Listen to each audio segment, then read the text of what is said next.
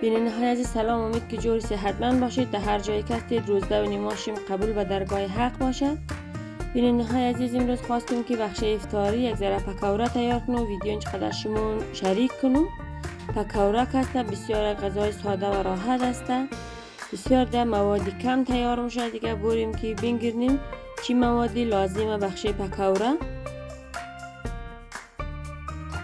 در قدم اول گرفتیم 3 دانه کچالو، 2 دانه پیاز سرخ، گشنیز، پودینه، یارینیالی، یک علی قیلن و اولی پوست منو.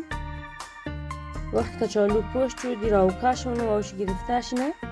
اینی قسمت از کچالو را خلالی قیلن دیگه سلیقه‌ایه که رقم قیلک دی دیلی خودون چیم. 3 دانه کچالوی خرد را این شکل قیلنم.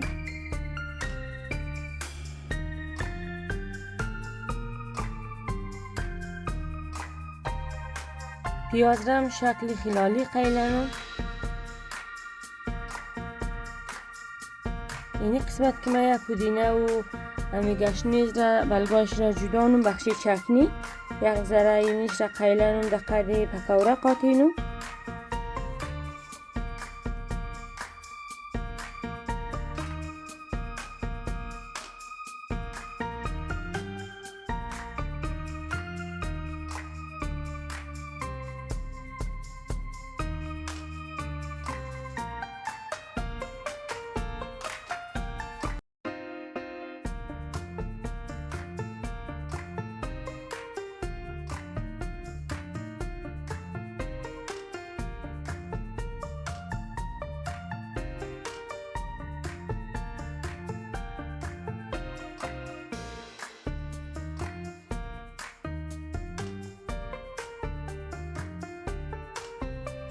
در این قسمت من یک قاشق مساله پکوره اضافه نم.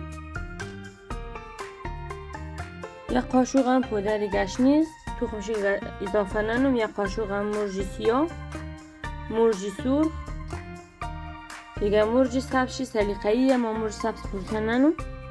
نمک اندازه لازم. دیگه این لیره آرد همزی آرد عادی، آرد نخود ندارم. هر کس که آرد نخود داشت میتونه بلش آرد نخود اضافه کنم. 3 قاشق همزی آرد عادی اضافه نم.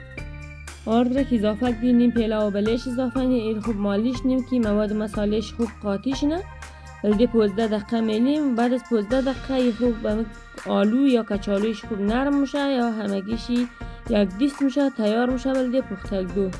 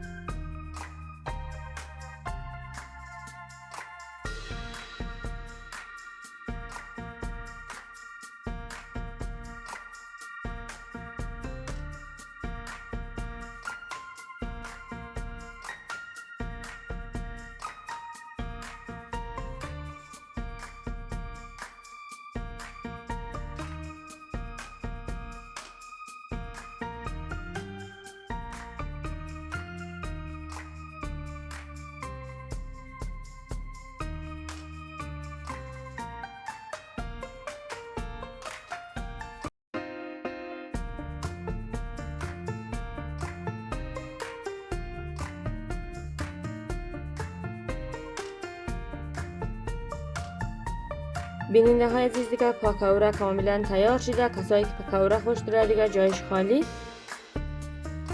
اگر از این ویدیو خوشش آمد لایک و سابسکرایب فراموش نکنید. تا ویدیو دیگر خدایا رو نگهدار.